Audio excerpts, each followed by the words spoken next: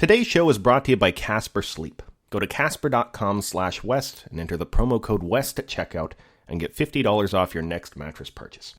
Hello everyone, I'm Stephen West. This is Philosophize This.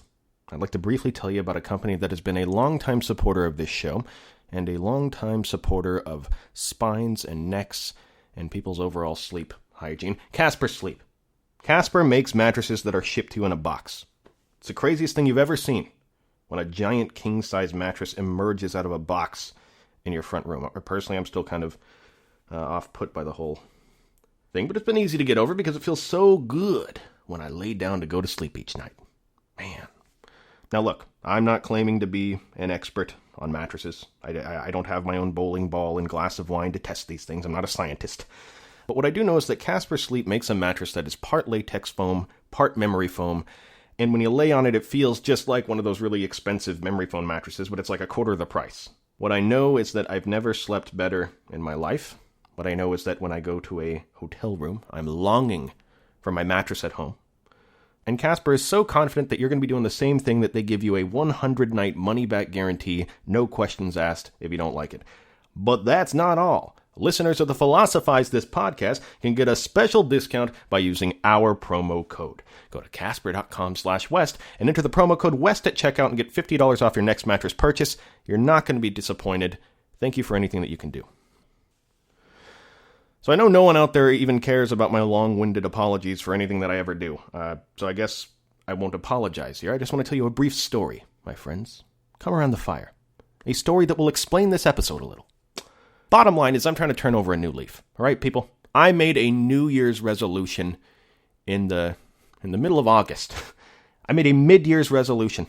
My resolution was that I care about you guys. And because of that, I wanted to release a new episode of this show each and every week. Every week for the rest of the year, without exception. I want you guys to have stuff from this show to listen to every week. Now, that said, I released the last episode of this show 6 days ago, and literally the rest of that evening, and every day since then, I have been working on the episode that I wanted to release today. It's a fantastic episode. It's on Kant, Hegel, and Schleiermacher, their differing opinions on the philosophy of religion, the moral law, whether a moral order is imbued into the cosmos or not, whether we can even know that. It's one of my favorite episodes I've ever done. The only problem is it's 85% done. So I had a choice at that point. I could release nothing today and give you that episode a few days later. Or I could at least give you something today and not fail miserably at my mid-year's resolution. A couple ideas. A friend of mine said I should do a best-of show. Do a best-of show. Do it. Not a fan of that idea, personally. I don't think many of you guys would be either. I mean, I've been doing this podcast for 2.5 years, and there's only 70-something episodes? I'm more in the business of quality over quantity. And how pretentious, by the way, would it be for me to make the claim that I know what the best moments of the show are? If I ever actually do that, I will punch myself in the face. Just remind me over Twitter, of course. That said, what I can do, a better idea in my opinion, to tide you over until the next episode comes out in a few days, is to sort of cultivate a few moments from the show that are not necessarily the best ever, but extremely useful moments when it comes to understanding this next episode that's notoriously difficult to get a handle on. It's kind of the reason it's only 85% done despite the work that I put into it. So no apologies from me right now. I'm not apologizing for anything. I'm just explaining to you guys what's going on. Instead of what typically happens, you guys just get left in the dark wondering where the new episode is, and you just gotta wait for it for a few days. At least you get something. Something that's another exposure to some big ideas that will make the next episode that much more fun for you. That said, today I'd like to present to you two very important segments from the show. One is from the episode on belief, another is from the episode What is Enlightenment? I hope you guys enjoy, and I'll see you very soon.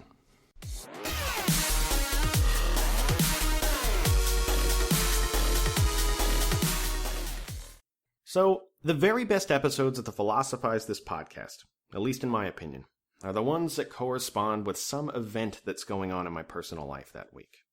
My research for the show quickly goes beyond just reading a bunch of dry philosophy books. I don't just get a handful of books, lock myself in the nearest closet with a flashlight, and emerge in a couple days with a brand new podcast episode. No, usually I read what I need to read, and then I like to mull it over for a little while. I like to go on walks or hikes thinking about it. I like to arrive at a few core questions that I can address in that show for that week. And when I arrive at those questions, the first thing I do because I'm a tremendously annoying person outside of the podcast, is I begin to subject everybody around me to those questions. Anybody that seems even remotely interested in what we're talking about for that week, I start to ask them what they think about it. It helps me arrive at a more unbiased, vibrant, multicultural account of what we're talking about. And the big question for this week, it was a very difficult week for this, the question was, why do you believe what you believe? How do you justify believing in what you believe in? Now you can imagine the kind of reception I get asking people this stuff, you know? Why do people get so uncomfortable when you ask them to explain why they believe what they believe? For a long time, I was confused by this. I didn't know why. And look, I just want to make it clear, I'm not being aggressive in these conversations. I'm not trying to change what people believe. They actually don't have a problem most of the time. It's just on certain issues, they have a very uncomfortable ambiance about them when it comes to explaining why they believe what they believe. And then I realized something. I am fighting a losing battle here against society. When it comes to what people believe about stuff, at least in modern day American society, we're not supposed to ask people why they believe certain things that they believe. It's actually an incredible double standard. There's certain beliefs we're supposed to ridicule relentlessly. You know, if someone is a racist, you're supposed to vilify them, just lambaste them in public. You're supposed to hang them up in the town center in one of those village idiot wooden things. If someone's a communist, you're supposed to show them the error of their ways. You're supposed to convince them of the superiority of capitalism and a representative republic and democracy. But when it comes to other beliefs that are actually incredibly similar to those, if you think about it, we're not supposed to ask people why they believe what they believe. Social conventions have created this sort of protective cocoon for people on certain issues where they don't really need to step outside of what's comfortable for them to explain. Well, just for today's episode, just for the next 30 to 40 minutes, let's step out of that protective cocoon. Let's transform into a butterfly. Just for the show today, let's examine our beliefs, find out how we justify them, and then at the end of the show, if you're uncomfortable, you can go right back into that cocoon. It's not going anywhere. What do you guys say? All right. Now, earlier in the week, I was having an absolutely perfect conversation for this very topic. I was talking to a friend of mine. This guy believes in ghosts. All right? Now, I want to come back to this guy, but first I want to unpack the idea of belief a little bit, because what I think we'll all realize soon, and it's something that Voltaire definitely would have agreed with, is that this strange condition that we're born into, this crazy carnival ride that we're on that we call life, when it comes to belief, it all begins to look like a really sick joke that something's playing on us. You know, and let me explain why. When we're born into the world, we're born into a very strange condition. There you go. I'm repeating myself again. When it comes to arriving at beliefs about stuff, there are two giant things that are in our way. Two giant things about this condition that we find ourselves in that make believing in anything a very complicated task. The first thing, a very important thing, is that certainty, for all intents and purposes, is impossible. In fact, we can't even be certain about the fact that certainty is impossible. You know, that's the great paradox of skepticism. But if certainty is possible, it seems very clear that finding it through all these various handicaps that we have, our senses and our feeble human brains, it seems like that's a wild goose chase. You know, Voltaire had a famous quote. He said, "Doubt is an unpleasant condition, but certainty is absurd." This was a fanfare of the Enlightenment period, but it was Voltaire who said it initially. Now, what Voltaire and many of the Enlightenment thinkers are getting at here is that you don't know anything for certain, okay? You may think that you know things for certain, but you don't. You may have a very strong belief about something, and that belief may be backed up by very, very strong evidence that constantly supports it, and that could be constantly reinforced by your experience in the world that you live in. And you still don't know that thing for certain, okay? For example, let's take one of the most seemingly obvious things that exists in the world, at least to me, the physical world, okay? I look around me right now, and it seems like all of this stuff exists. It seems like this table exists, that the rug exists, that humans exist all around me that I'm actually talking to. To me, it seems clear, based on my experience, that I'm not just suspended in blackness right now talking to myself. But do I know for certain that all of this stuff exists? On that same note, do I know for certain that I exist? Do I know for certain that I'm a thinking thing, like Descartes said? You know, his famous cogito ergo sum, I think, therefore I am. The clear and distinct idea that he starts all of his, QED stuff from is, I am a thinking thing. I exist. But is that for certain? Well, a lot of people would argue no. They point to the famous Cartesian circle, the idea that his clear and distinct ideas could have been deceived from the very beginning. So Descartes really doesn't know anything for certain. So if we don't know anything for certain, what does all of this mean? What are the implications of this if that is true? Well, here it is. To believe in anything, to claim to know anything, no matter the amount of empirical data or reasoning that's at your disposal, is a leap of faith. Even something is imminently in front of us at all times, like the physical world, with a seemingly endless amount of evidence that we could pull from to reinforce its existence. If you claim to know that it exists for certain, well, just send me an email. I'll open up my phone. I'll call an idealist philosopher. You guys can sit down and have a Starbucks. And about 10 minutes later, he's going to convince you that you're making a lot of assumptions about this world that you don't even realize you were making before you talk to him. The point of this is that to believe in anything is a leap of faith. But I want to take a step back right here, because this is a very common point where people make a very easy logical leap. That because everything is a leap of faith at some level, that therefore makes all leaps of faith equal, or all beliefs the exact same thing. It's far from the truth. We may be making leaps of faith all the time whenever we believe something, but all leaps of faith are not created equal. And this brings me to the next very strange thing about this condition that we're born into as human beings. We can believe literally anything that we want to believe. Just think about that. Consider that we can believe anything. And what I mean by that is what you believe has absolutely nothing to do with how true it is. Now, this is something that's very obvious to some people and not so obvious to other people. Other people think, well, no, I believe in things and all humans believe in things because they think it's the truth, right? There's no other reason why people believe things. Well, if you doubt that the truth is not connected to beliefs in things at any level, just consider the fact that there are millions of examples I could give you right now of people that hold mutually exclusive beliefs about things, where it's impossible for both of them to be correct about them. In fact, consider the fact that some people believe in ghosts, okay? Now I'm going to come back to that conversation I had earlier in the week with my friend. He was telling me about the most recent installment in the horror movie genre. It's called Annabelle. I saw the movie. It's the movie about the creepy doll that is possessed by a demon, okay? And for future listeners, I'm sorry if this dates the show. I'm sorry if this example is not relevant to you. But it's the same generic story of, there's an attractive young couple. They get some new material possession that unfortunately gets claimed by Satan's henchman or some other demon entity. I'm almost positive, no matter how far in the future you're listening to this, there's going to be some new movie that is still appealing to these fears that people have. So just replace Annabelle with whatever movie is prevalent during your time period. But what this guy was doing is he was telling me about the doll from Annabelle apparently is based on actual events. That there was this young couple that got this doll, and that they would leave and go and do stuff. They'd come back from the supermarket, and the doll had changed positions throughout the house.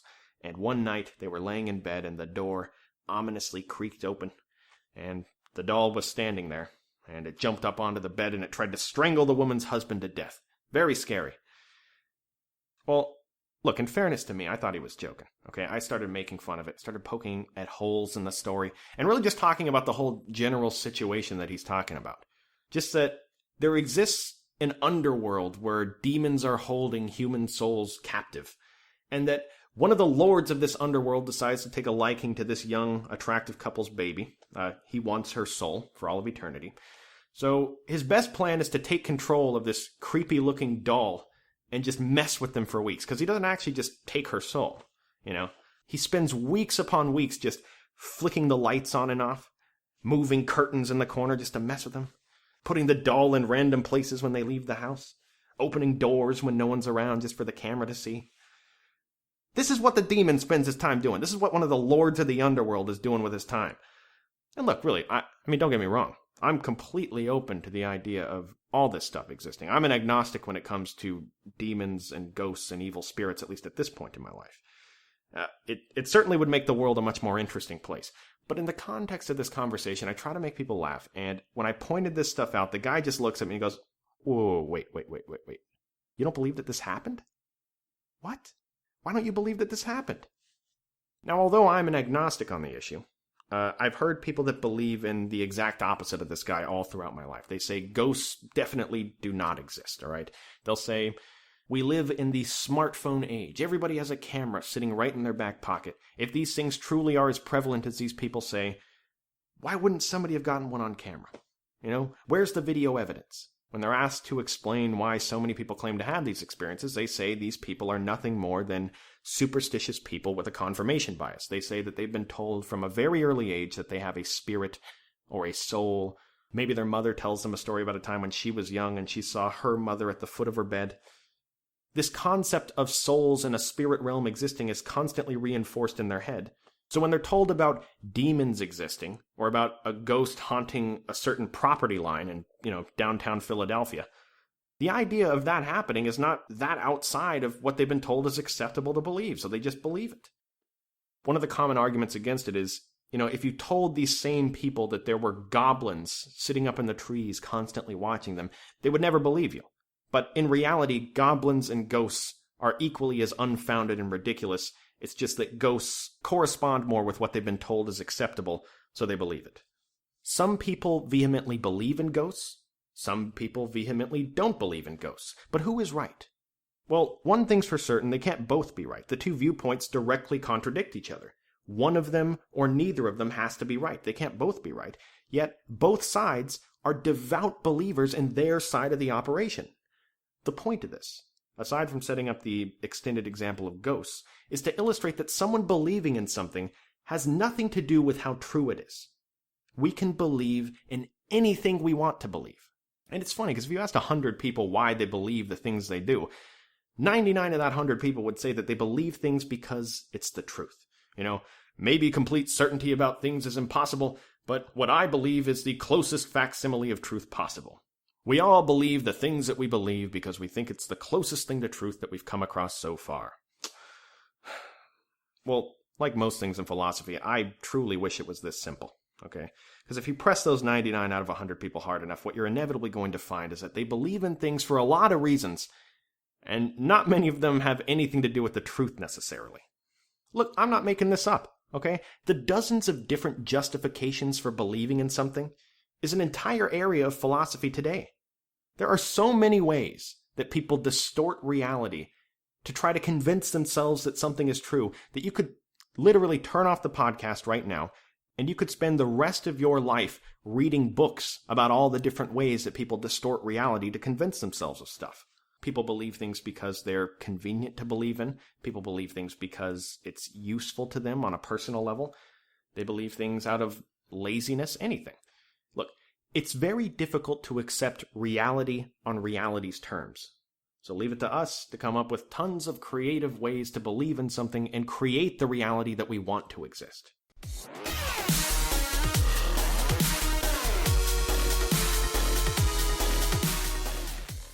When we're born, we realize very quickly that we were born into a world where the nature of existence is very finite. I mean, at best, and I mean at best, we only have two parents. Two parents with a very limited set of experiences themselves. Most of the time, the way these two people live their life, they're really just doing the best they can every day. I mean, they're not out there trying to cure cancer. They're just trying to get through another shift at the factory without wanting to off themselves. As children, we don't have some, infinite bookshelf that spans off into the horizon to pull from. No, we have a limited number of books to read, a limited number of cartoons to watch, a limited number of church services to attend, relatives to consult, etc.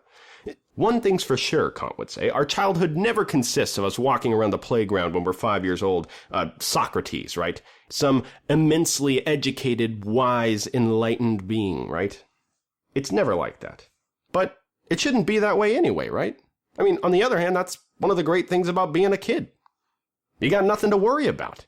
Yes, so many adults to recount the greatest moments in their life, and how often do they cite some time in their life when they had zero obligations, right? Like, how often do adults sit there in the car and tell their kids, oh, you think you got it bad as a kid?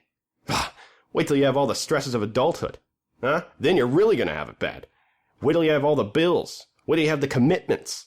Wait till you have all the people that you're beholden to, a boss every single day, right? You better enjoy being a kid while you can.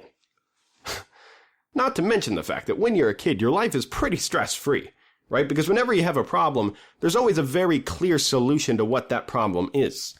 Like, you have at your disposal, as a kid, essentially two omniscient oracles of the universe that you can go to with any problem, and they instantly have a solution for you.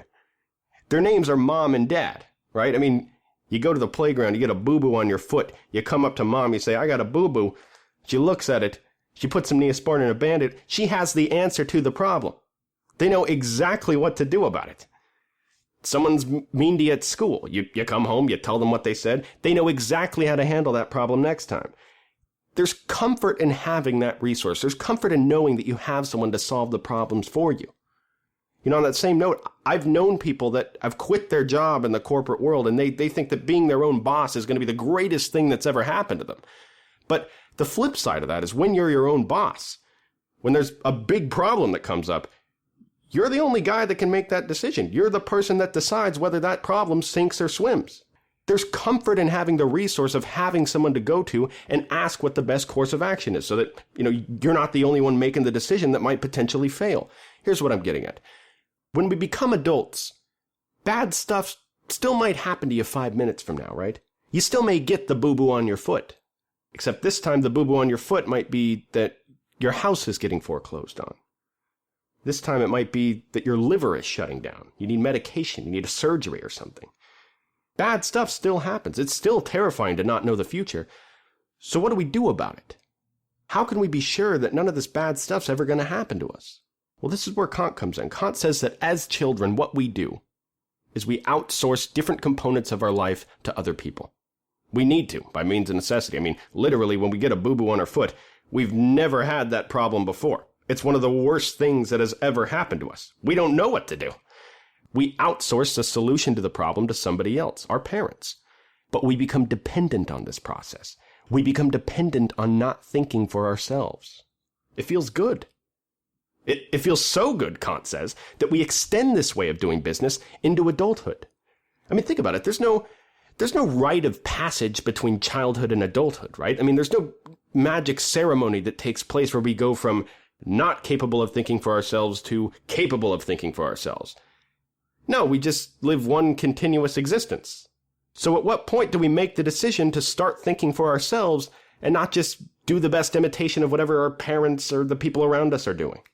When Kant says enlightenment is man's emergence from his self-incurred immaturity, what he's saying is that most people find so much comfort and ease in this lifestyle of outsourcing your thoughts on everything to the people around you during childhood, that they just never stop doing it. They turn 18 and they find a college professor to think for them. They turn 21 and they find charismatic radio personalities. They turn 40 and they find hacky cable news commentators. They live their lives seeing themselves as autonomous adults, but just think of what they're doing here. Think about it. They're outsourcing their entire life to other people.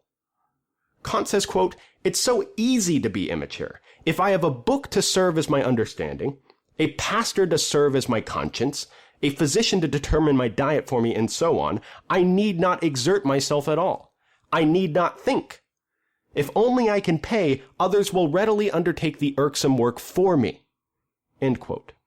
Just listen to the first line of that. It's so easy to be immature, right? It's easy. It's so easy to find, to go down to Barnes & Noble and find a single book on a subject.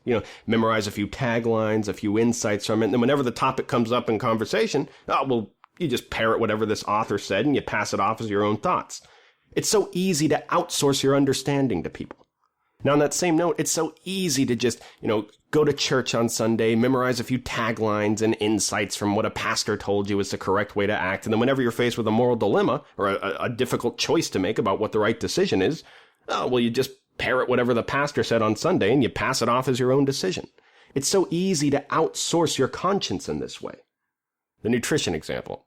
It's so easy to find a nutrition guru, right? Find some website that tells you everything you're doing wrong with your diet. They lay out exactly what you should eat at exactly this time, and this is why you're feeling lethargic right now, and this is why you have energy at this time.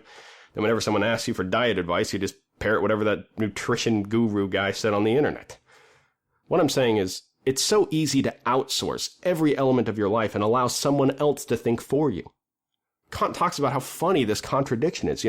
People claim to love this idea of freedom. They claim to love this idea of truly being able to exercise their ability to choose, Kant says, to have a say in the matter. But how many of us just find someone else to outsource our thinking to and then wash our hands of the process of ever using our brains to think? Kant says that people love to talk about it. People love to talk about how much they love freedom. But this immaturity, this extension of their childhood, this looking to others for your own thoughts, it's a cage that we trap ourselves in. It's a self-imposed cage. It's a cage where you never think for yourself, where you're constantly at the mercy of whatever people you arbitrarily decided to believe at the time.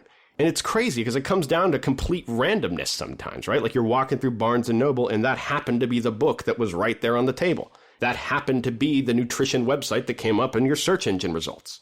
That happened to be the church that was the closest to your house. It's a self-incurred cage of immaturity that we put ourselves in. Now, there's good news to this. All right, if this is getting depressing, there's good news. The key to that cage, right now, is hanging around your neck.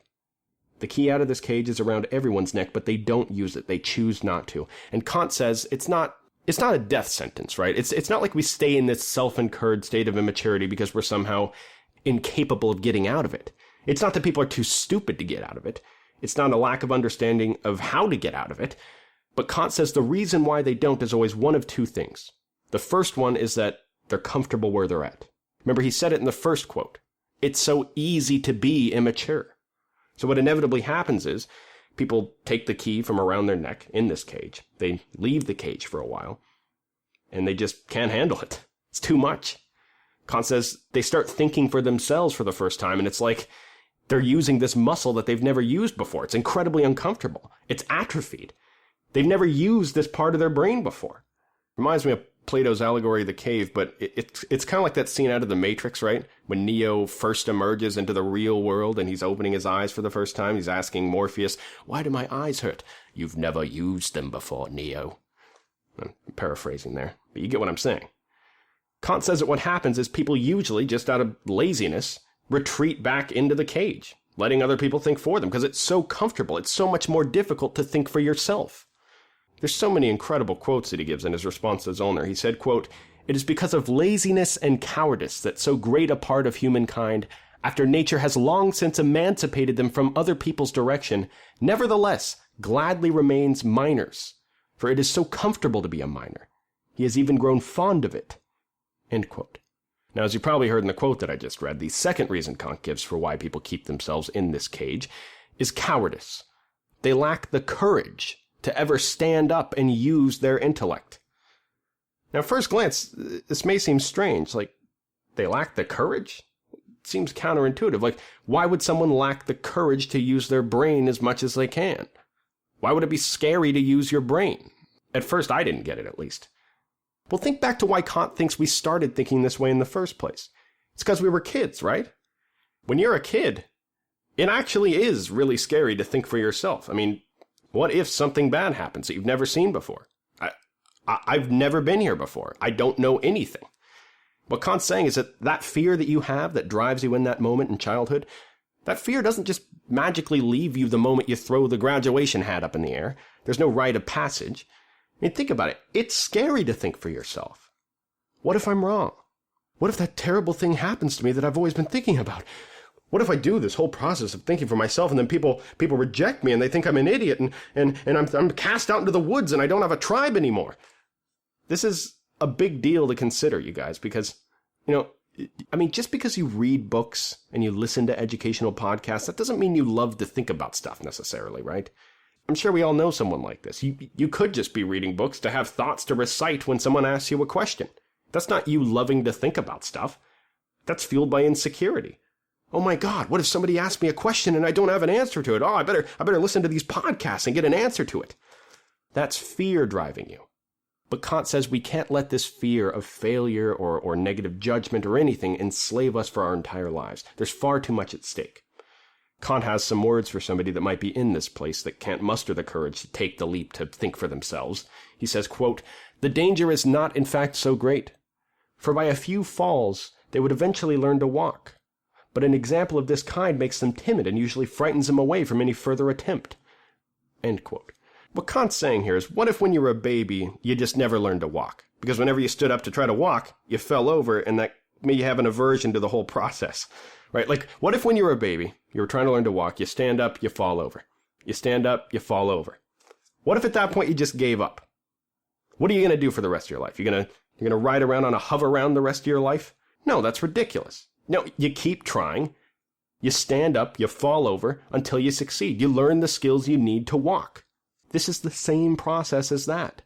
Remove yourself from your self-incurred immaturity, Kant says. Think for yourself. Fail, fail, fail again, and eventually you will learn to walk.